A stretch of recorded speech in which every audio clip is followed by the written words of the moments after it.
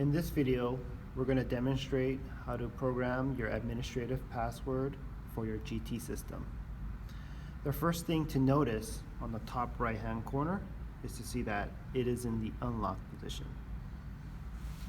So let's set the password.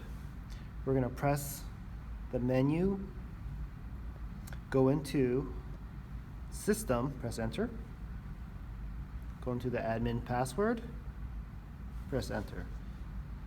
So the first thing you will notice is that 4 zeros. The 4 zeros means that it is in the unlock position. And now we're going to set the password.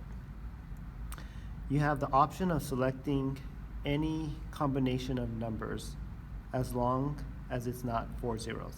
So in this case, we're going to select 4 number ones. So let's press 1. Scroll next one, 1, 1. All right, now the password has been set. We're going to exit out to the main menu, press the menu button, press it again. And now you can see in the top right-hand corner, it is in the locked position. So let's see if we can go into the menu. Okay, I pressed the menu button. It's asking for your password now. We're going to press 1, 1, 1, 1.